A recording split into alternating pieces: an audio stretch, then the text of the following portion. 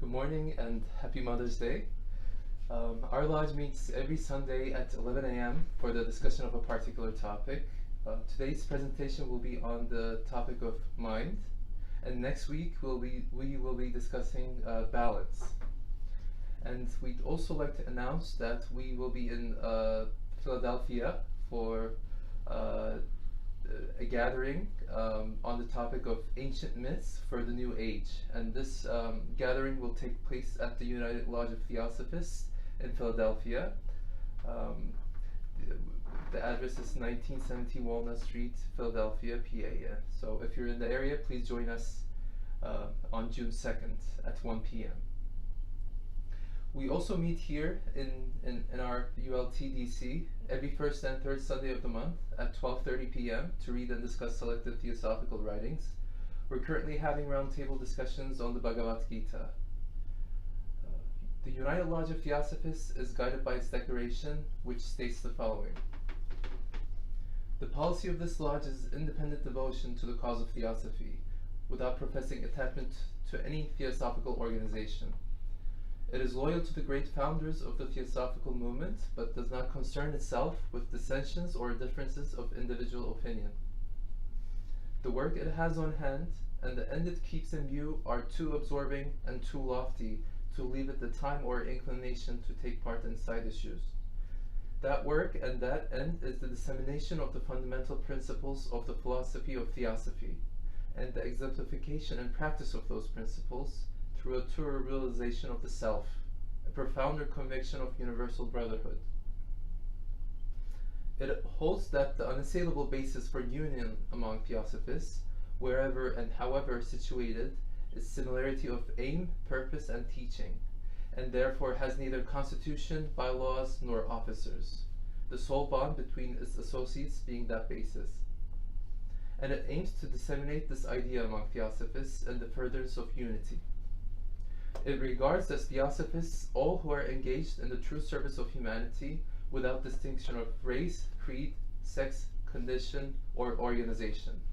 And it welcomes to its association all those who are in accord with its declared purposes and who desire to fit themselves, by study and otherwise, to be the better able to help and teach others. The true theosophist belongs to no cult or sect, yet belongs to each and all.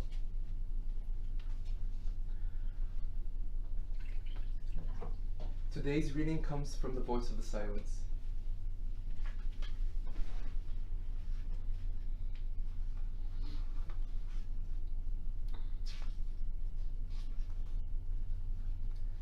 These instructions are for those ignorant of the dangers of the lower iti. He who would hear the voice of nada, the soundless sound, and comprehend it, he has to learn the nature of dharana.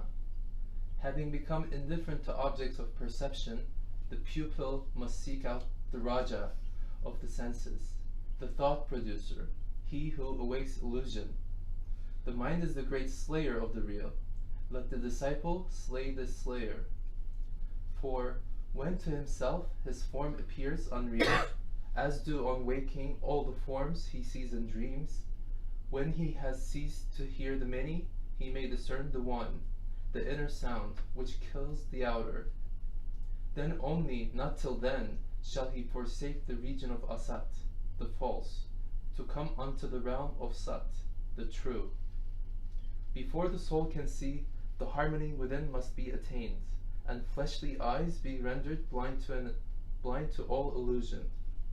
Before the soul can hear, the image man has to become as deaf to roarings as to whispers, to cries of bellowing elephants as to the silvery buzzing of the golden firefly. Before the soul can comprehend and may remember, she must unto the silent speaker be united, just as the form to which the clay is modeled is first united with the potter's mind. For then the soul will hear and will remember, and then to the inner ear will speak the voice of the silence. And now for today's talk. Thank you.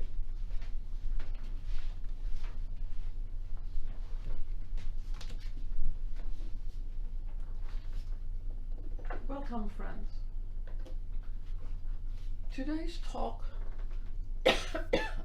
is a very extensive topic addressed in the Secret Doctrine and all of the other writings. It has tremendous implications. First, understanding principles of nature as well as principles of men, and secondly, the fundamentals of the philosophy will not be totally or clearly perceived. We will start today's talk with a classification from page 38, Secret Doctrine 1. Mind is a name given to the sum of the states of consciousness grouped under thought, will, and feeling. During deep sleep, ideation ceases on the physical plane, and memory is in abeyance.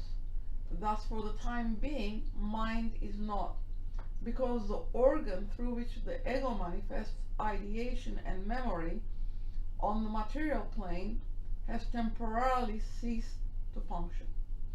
A noumenon can become a phenomenon on any plane of existence only by manifesting on that plane through an appropriate basis or vehicle, and during the long night of rest called pralaya, when all the existences are dissolved, the universal mind remains as a permanent possibility of mental action, or as that abstract absolute thought of which mind is the concrete relative manifestation. So that is the classification of mind from the Secret Doctrine. Now, when we look at the principles of men, we always draw this diagram because it's very easy to understand it. If I can draw it, that is, properly. Okay, here's a triangle. This is Atma, Buddhi, Manas, and the lower quaternary here.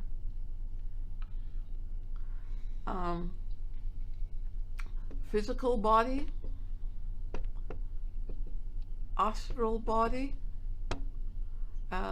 passions and desires, and life principle, which is jiva. Now, we also make this bridge because the mind works in two different ways. One, the higher aspect of it, if it pulls it towards Buddhi, then it is that divine in us that is expressing itself. But if the intellectual mind pulls it down towards the passions, and this is expressed as kama, then it acts on the physical plane, and it is selfish, self-centered, does not concern itself with altruism or universal principles at all.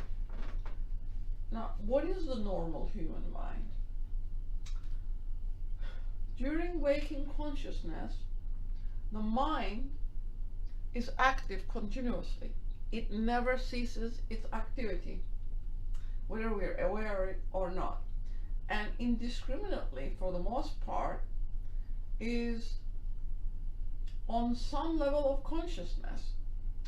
It is particularly participating in a joyous event or dreads a paralyzing, fearful one, then reverts to the blissful moment of a back memory, which is painful, or its opposite. So it is continuously busy, but it is busy on the physical level. So the intellectual mind then is continuously occupied. So our faculty of reasoning and discrimination is an instrument of precision and efficiency, but on this plane it loses that. it produces chaos and calamity in ever-increasing measure in one's own life and all those concerned around us. So if this is its normal state, then what should we do about it? It is normal, it is stated, at this stage of development. This is the 4th round. We should remember that.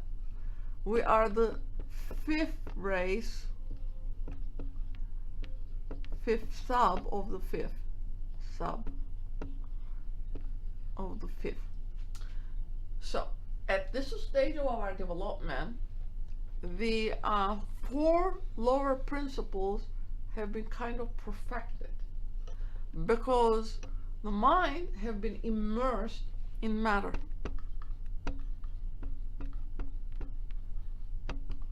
This is just evolution. We cannot escape from it. We have to go through it because our experiences are relevant. We have to learn it. And this is how we learn, by actually experiencing it. But we have already gone through the 4th sub-race. At that stage, there are no other new souls coming into any place. We should have grown out of this tendency to some degree that humanity is not a child anymore. It has grown. It needs to assume responsibility for its activity. And this responsibility then comes when we understand what these principles stand for and we do something about it. So at this stage of development, karma wedded to lower mind, and this is relatively speaking because there's only one mind. It's just it works in 2 different ways because it's the bridge that joins the higher aspect of each human individuality to the lower aspect, which enables it to express itself on this plane of material existence. So karma wedded to lower mind is personal.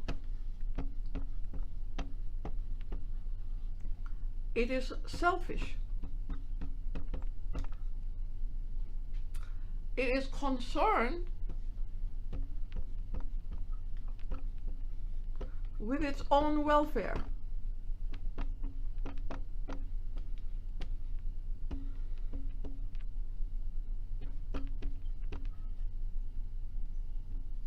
Its own welfare. Does not concern anything else. So we need to understand this in order to change our orientation.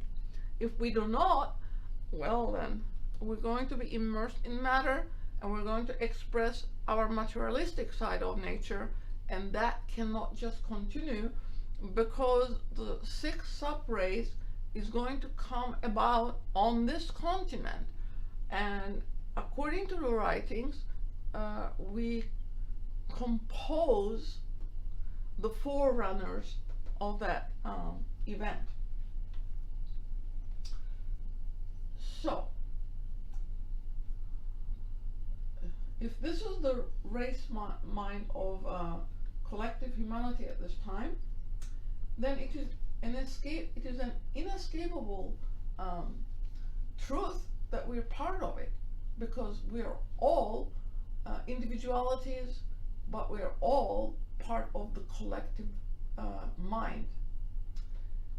But that mind is also a self-moving unit.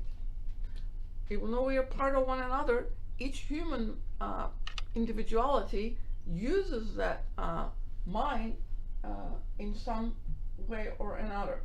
So it's a self-moving unit.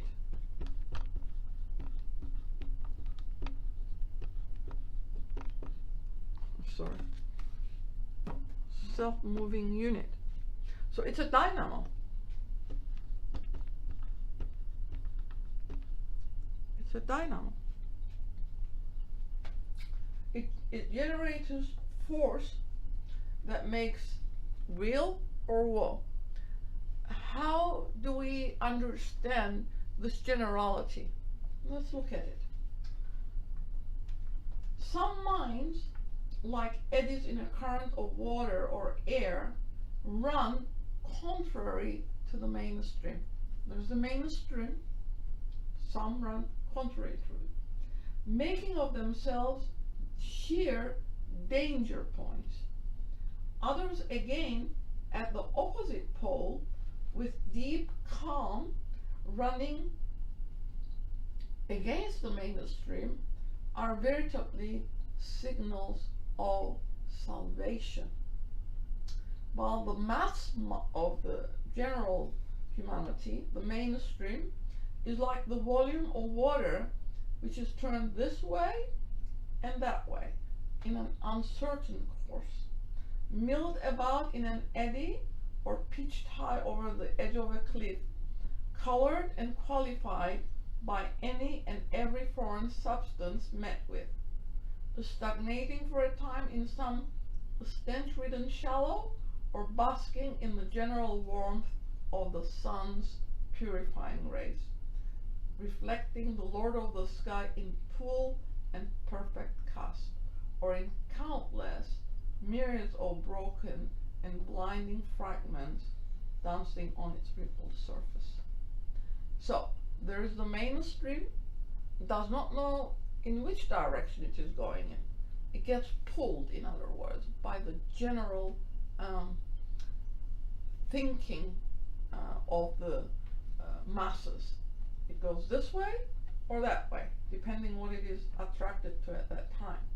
But at one end, there is those who are inimical because their thinking does not go along with the ideology or the mainstream.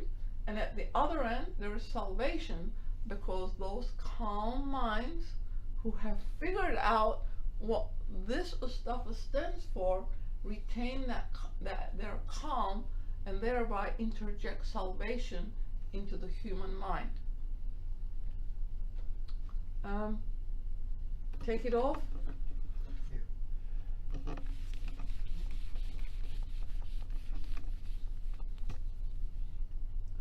should leave this one in here. Immerse.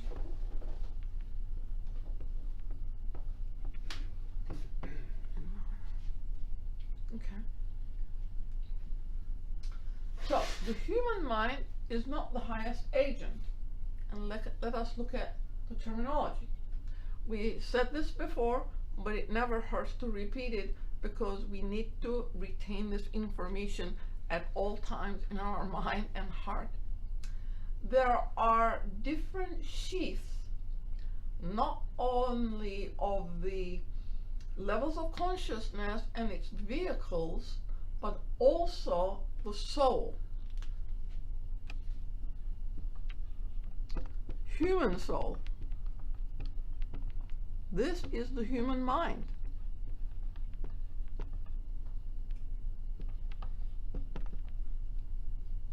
This is the human mind.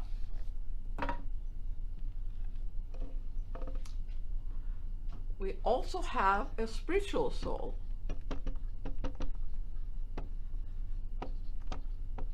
This is our Buddhi. This is also called spiritual discernment. But then the third one is astral in conjunction with Kama,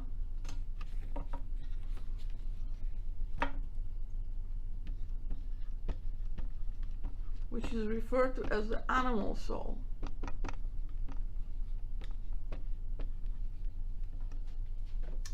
So these are the only three that this student is aware of in the writings. But we need to understand that the human soul is not the highest agent. It is simply an agent, that phase of mind which is in direct contact with matter. We said its mind is immersed in matter at this time, circumscribed by the limitations of the personal nature, which is kama manas.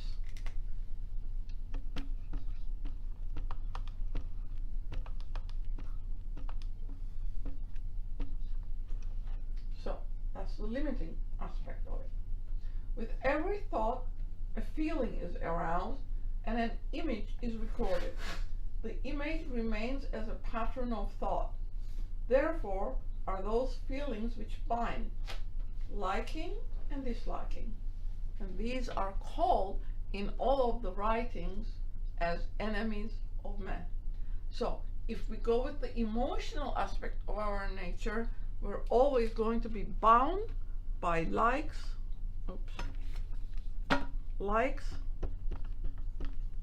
and dislikes. And these are called enemies.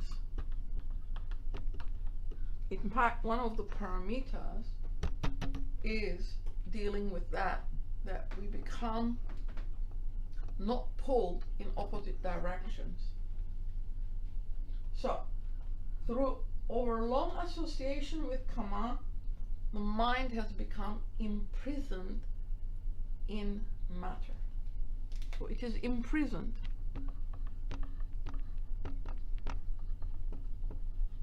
Imprisoned in matter.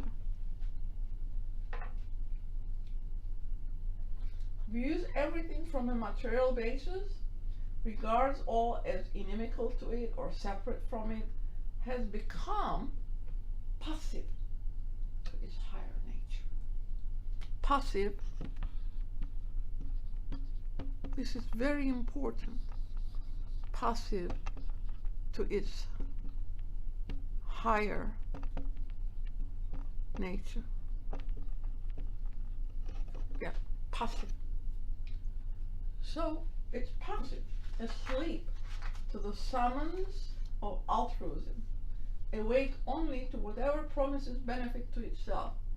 Even memory fails beyond the recollection of intensely personal experiences stimulated through an association of ideas from without, and so the imagination is also deadened. So I'll put this one down here. Imagination, which is one of our most powerful aspects of mind. Imagination is deadened. Yep. So the race mind is then, the race mind needs a different basis for thought and action. What do the teachers tell us? Well, we have heard it all. Come ye out and be ye separate. What does that really mean? Are they asking us to be separate from the race? No, we couldn't, even if we wanted to.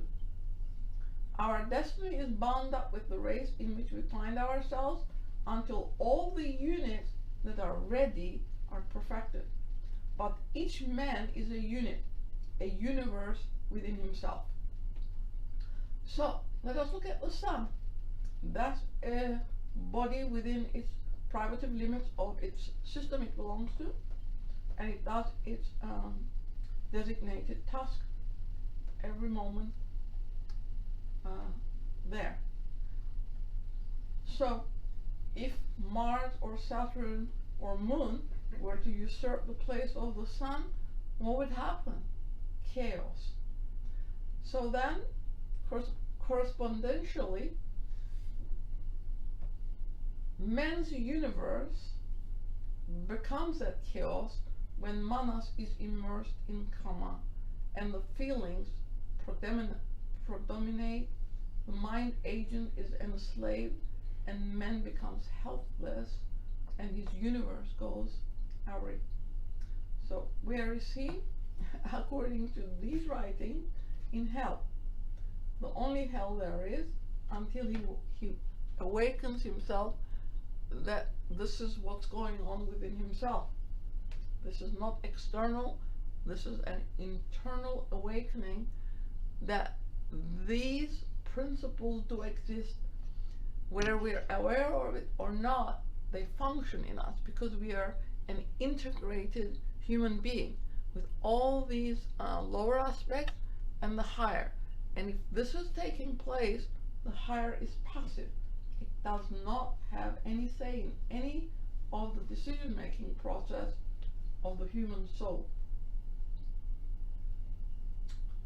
So, with the first flash of intuitive perception that pierces through to his waking consciousness, then a man perceives that truth, sees himself a victim of his own self-conceptions, and understands that he's as guilty as the next guy, because he is working not according to the stream that he is supposed to follow, but against it. This vision is particular to himself, and that is called in the writings the moment of choice. At that moment, his responsibility as a self-conscious unit is apparent, because Manas is free and aware of the contrary currents in the mainstream.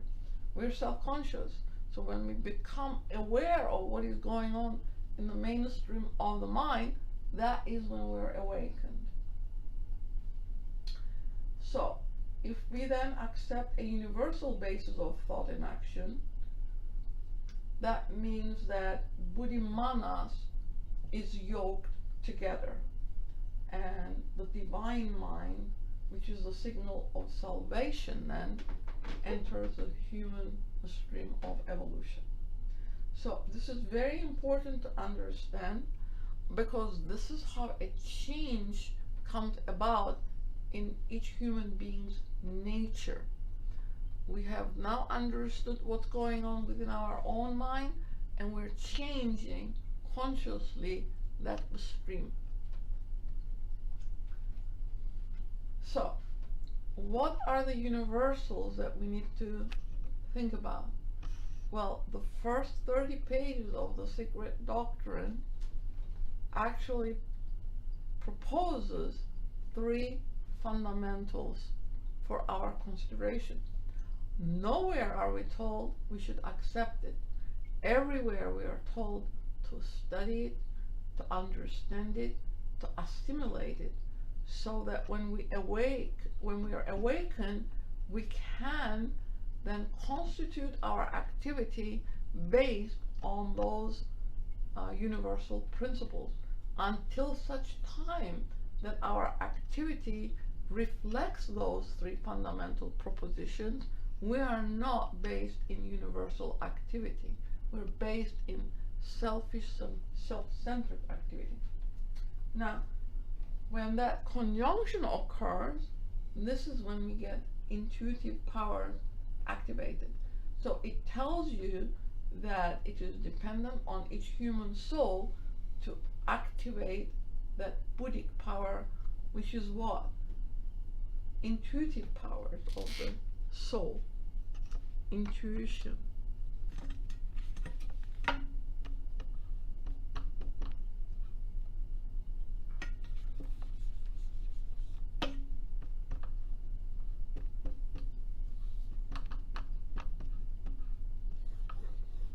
Intuition, without which we're not going anywhere.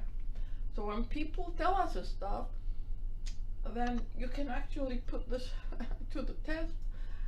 Everybody knows where they are, if they do know, that is, but psychic energy and spiritual energy is not the same. And this statement has been made from this platform over and over and over again. We need to be aware as to where we are in this scheme, and not give ourselves that right to call ourselves a theosophist. A theosophist is someone who has gone through this process, understands and activates these inner centers, where he or she is attuned to the universal aspect of this philosophy, and in his or her daily life is following that. In other words, the higher altruism is active. What does that higher altruism say? It says, according to the writings, that you now are in a position to give the other more than yourself. Only then do you earn that title. In the meantime, we're all students of this philosophy. Now, this collation is made from the Secret Doctrine, and would like to express a few statements from it. The first part of the description of manas on page 38 that we read define what manas is. But who is it that gives it? The second paragraph explains that part of it. The Ahi, the Dayan Shohans, are the collective hosts of spiritual beings, the angelic hosts of Christianity, the Elohim and messengers of the Jews, who are the vehicle for the manifestation of the divine or universal thought and will. So then, when we see these different terminologies, the Ahi, Dayan Shohans, the angelic host of the Christians, the Elohim of the Jewish nation,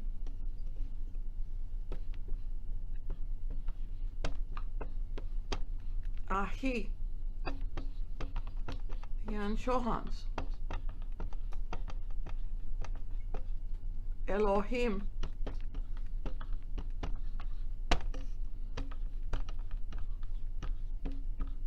angelic host,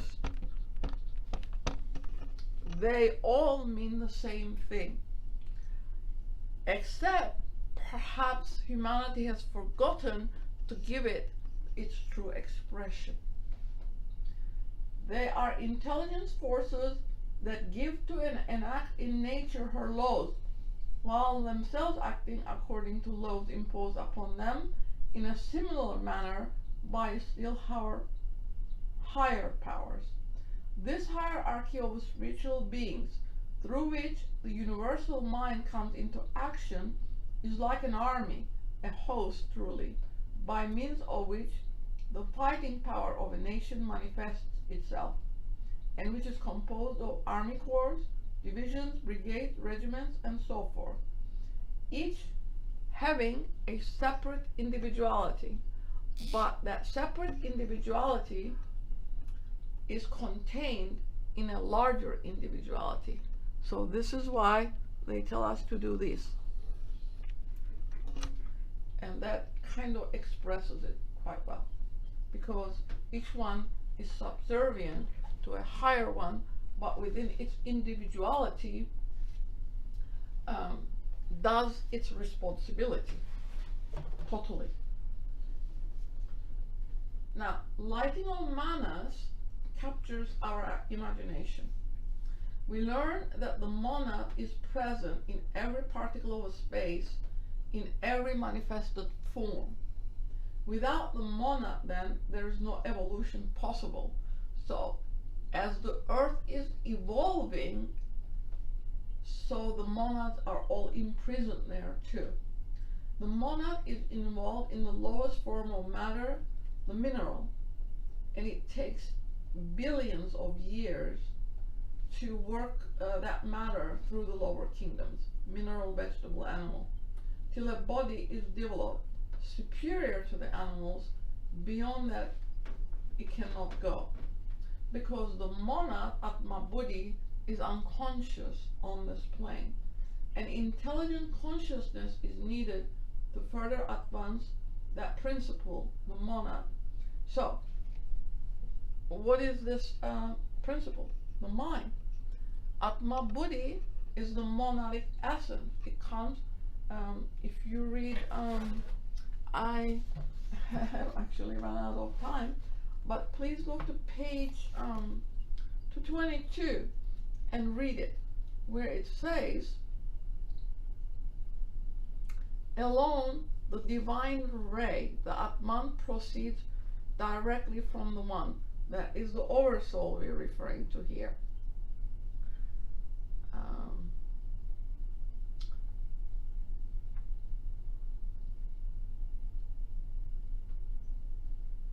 And he draws, in other words, humanity draws its 5 principles, middle principles, excluding Atma and the physical body, from the Dhyanic host. So they give us their essence, so we come from them, that host. And you can read a lot about it in the Secret Doctrine, and it explains quite a lot and enables us to understand it. So then we're talking about the mindless men of the third root race. In the middle of that cycle, the mind was activated. By whom? Well, their names are Legion, and the Secret Doctrine article, which is assimilated or put together from different parts of the book, calls them sons of flame, fiery Dhyanis, Agnishwatras, radiant archangels, Dhyan Chohans, fire divas, Kumaras, the virgin angels, divine rebels. So you can read that. It's Secret Doctrine, page 182. So during that period, some of these Kumaras refused to incarnate, saying that the bodies were not, all of the bodies at that time were not ready. So please remember that they don't all like the mind at the same time. Not only that, the human monadic host, when it is transferring itself from the moon chain to the earth chain, do not all come at the same time. It comes in streams onto A, and then when that is developed, it moves to B. And so then the moon chain sends the second life flow, and that comes to A, and this is in sequence follow through. So when we come to the development of these monadic entities, you have to remember we're not all at the same time, and it comes from here, because we were not all given the same essence of mind. Some were lighted, others were given sparks. The third group remained without, and these were referred to as the narrow-headed, I believe, in the Secret Doctrine. So when we look at ourselves, we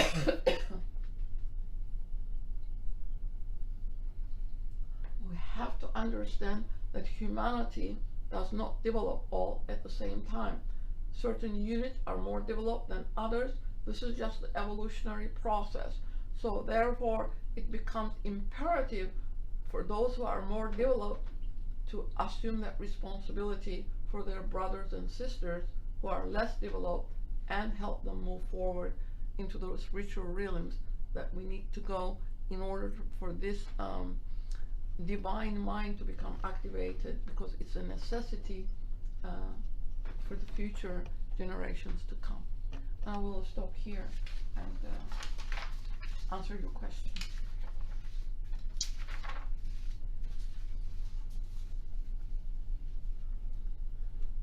Or the giant Chohans, I mean, they're subject to the evolutionary process, just like humans are, right?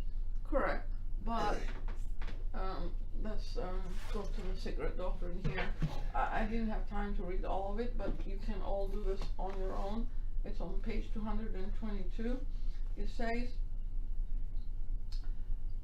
therefore the 4 and 3 have to incarnate as all other beings have, the 3 being the higher and the 4 being the lower. But before that, she says, being is an endless cycle within the one absolute eternity, wherein move numberless inner cycles, finite and conditioned. Gods, created as such, would evince no personal merit in being gods. Such a class of beings, perfect only by virtue of the special immaculate nature inherent in them, in the face of suffering and struggling humanity, and even of the lower creation, would be the symbol of an eternal injustice, quite satanic in character and ever-present crime. It is an anomaly and an impossibility in nature. So she says that they have to evolve just like we do. If it is just their inherent nature which is perfect, then in the future cycles they will enter the human stage. They will incarnate as human. But if they have gone through the human cycle and raised themselves to that immaculate space, then they don't incarnate as human beings. So yes, it has to evolve. Dayan Chohan is not made either. It evolves to that stage of development, just like the perfected human beings have to evolve to that stage. After all, we come from the Dayan Chohanic host, and when we are ready, we return to the gods, obviously. We get our 5 principles from them. So Okay. that perfected being you mentioned, they may have been embodied like we are in a previous mantra and be gods already in this mantra and that continue on. But with respect to them, this is a spiritual energy, I think, that starts out as basically, right? It evolves from the unknowable all to through the spiritual energy process, right? I'm not sure what you mean by Dayan all. Chohan, We so- were just Yeah. talking here specifically about the monad, Yeah. because the human monad is that Maha-Buddhic essence, which Right. comes from the Dayan Chohanic host. Buddhi comes from the Dayan Chohanic host. Atman only comes from the oversoul, because it's ubiquitous. It's omnipresent and omniscient everywhere. It's not missing from even a speck of a space, we are told from the secret doctrine. So we cannot separate ourselves from gods either, because it's everywhere. But when it comes to the development of the individual monad, it is important for each human soul to understand the interplay of these principles, because we constitute all of it. But from where does the motive come from? Is it from the higher aspect or the lower aspect? This is not a one-step process where we're going to just suddenly evolve to Buddhic monastic essences and carry on with this altruistic work. Each human soul has to do this work on themselves, and it is a continuous process of adjustment and readjustment. You had a question? It's important to not only look at the human side, but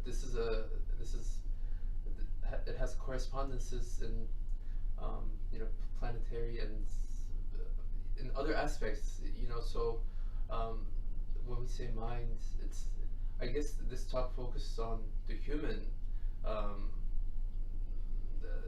principles, but I guess my point is there are corresponding planes of existence for the earth, and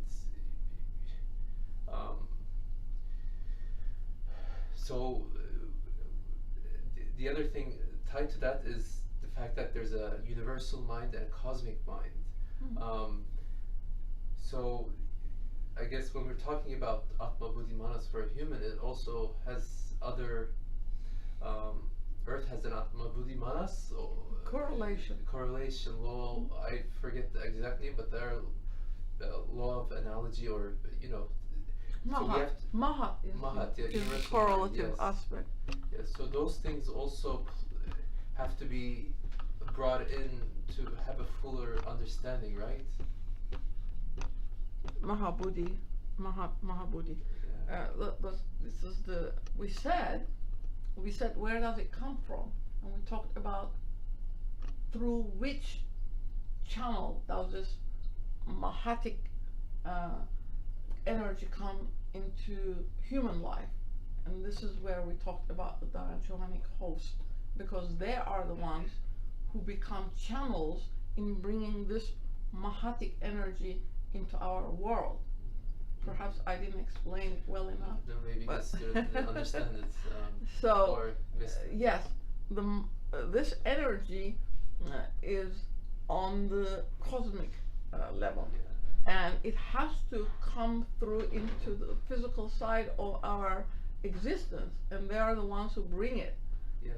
Because there are different, they're a host, and we just said they have brigades and all different aspects, just like an army. They're divided into component parts themselves, and each one doing that particular task that the hierarchy is responsible for. So it is important to understand that this is a universal field operation, the mind. But until you develop yours, you won't be able to access it. We can access it to the degree that we are developed, and no more. And if you're on the earth plane, what are you accessing is what you need to ask yourself, right? Until the Buddhi aspect is joined to the divine mind, to the mind aspect, which then becomes a divine mind, then you won't be able to perceive any of these higher realms at all. And this is what is expressed in Patanjali's yoga aphorisms, that the lower aspect has to be controlled. We have to learn to control it. And how do we do it? Emotion, likes, dislikes, because this is what motivates the mind to activity. We just said its natural condition is either going this way or that way. It's never not doing something. And if it is, it's asleep. During the sleep, it stops. But if it is during the day and it's not doing it, then it's going towards insanity, because the mind is active. That's its characteristic. It moves. It's constantly moving. One object to another object. One subject to another subject. One pleasant idea, one unpleasant idea. It's continuously moving back and forth. And what the human soul does with that is it is pulled into wherever it is going. It pulls the soul with it. And that's why it's important to study Theosophy, right? So that when the mind gets pulled, it pulls into this wisdom, basically, so that it stays there and it's higher ideology. Right. Yeah. Until we have these ideals engraved in ourselves, and it is engraved, by the way, because that innate nature of each human heart has been imprinted with this stuff from the beginning of the Manvantara, because they did not want this truth to be lost. So each human core is impressed. That impress is always there. So this is innate. We have forgotten. We have become passive toward our higher life, because the intellectual mind is continuously busy running around like a squirrel chasing its own tail. It's doing its own little thing on the physical plane because it is immersed in matter. Without that effort to move it to higher realms, it cannot do so, because Buddhi has to become activated. It's an automatic system in a sense. When your ideology is the higher ideals that you're trying to live in your life, and your activity to some degree comes from service to humanity in whatever events or activities you choose to do, that self-centeredness slowly disperses, and you're becoming your consciousness becomes more attuned to that of your community, your nation, and to then general humanity all over the world. And this was provided for us because HPB came to the four corners of the world, and she set a current for the mind, obviously, for the Aquarian age. If we didn't have it, we would not be able to contact one another. Communication channels have improved. Travel is facilitated, but telepathic communication is also very important, because like-minded people contact one another on that level that they are at. And even in the sleep, we can be influenced with the correct ideology. Otherwise, the astral light influences the lower mind in sleep. Those people who have those tendencies will be influenced too.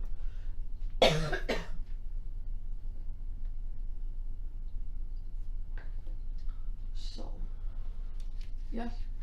You have a Would you question? say that this entire philosophy brought out early on, or in our normal state of development, to help us, to direct us in a way so that we can improve the mind and care and improve our sensitivity to all creatures around us. Mm-hmm. Okay, this philosophy is always in the world, always. It is never missing. It just depends where humanity is and whether it can openly talk about it or not. Because if you go century by century, you can figure out who the agents of that logic were. First century is who? Apollonius of Tyana. Second century we have Ammonius Saccas. His students Porphyry, Plotinus, Iamblichus. For the fourth we have Hypatia. And then read it. Paracelsus.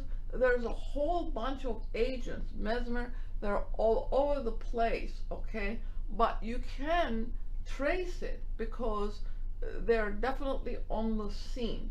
So when the surface of the earth cannot support the philosophy, it always goes underground. And all of the efforts of the previous centuries were for students who were ready, and it was private. In other words, you had to find it in order to join it. But the difference for the 19th century was that it was brought openly into the world. Even though the philosophy is synthetic that was brought out, it was just what it could be given to humanity at that developmental stage. And if we had welcomed it with open arms and assisted the agents that brought it, it could have had a much more effect on the human mind. However, even with all that controversy that surrounded it, it lives on because it is supported by those munis and yogis and adepts or perfected souls, because it is necessary for humanity to have the basis of action from a moral standpoint.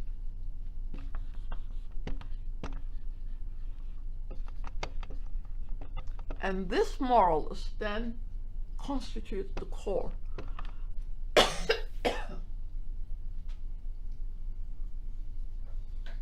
The core represents unity. What else does it represent? Brotherhood. These are not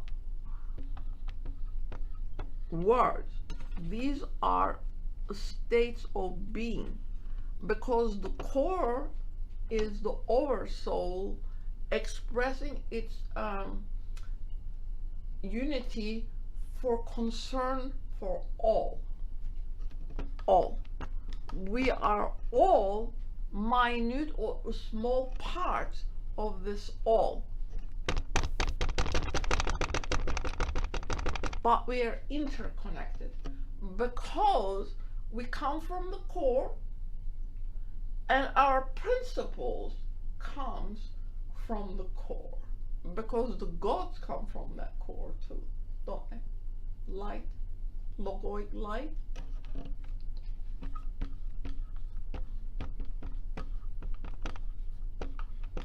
And that is always present in the darkness. Whether there is someone to see it, there is no one there to perceive it, it's there.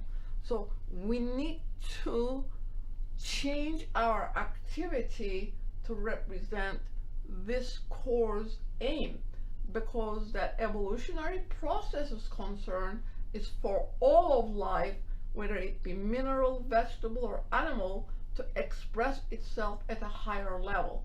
So humanity's responsibility is to uplift everything in our universe to a higher expression of itself.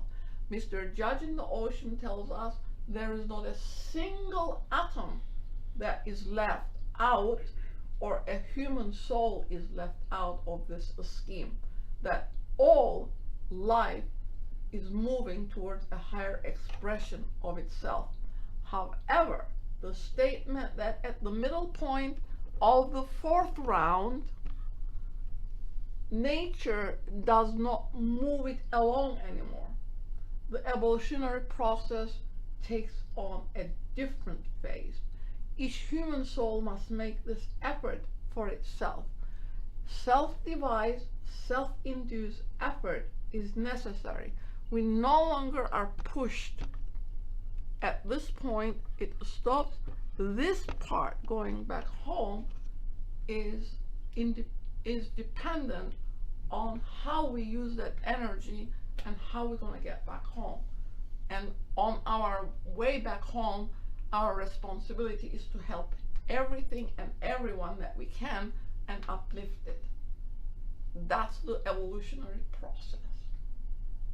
Yes? Well, we must have that moral basis and focus on unity, brotherhood, and all that. It seems like the piece that we also have to pay attention to is knowledge. We have to do these things knowingly. Mm-hmm. And we're sort of, we see the world as an individual, the survival of the fittest. When we're down here in the material world, we're trying to survive as individuals. So that's the trade-off. Well, we just talked about each human core being impressed with this knowledge. So all you have to do is bring it out. It's already inherent in you. So knowledge is equivalent to truth in this writing. There is no higher religion than truth, is our motto. So knowledge and truth is one.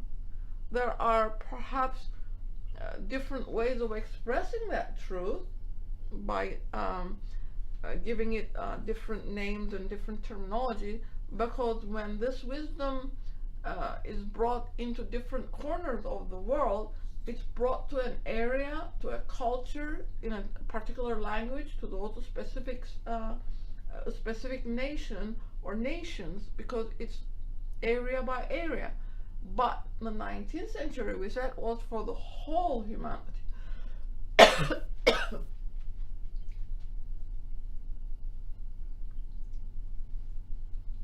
Not only that, all of nature has to be included in it. We just said it. Mineral up to the gods.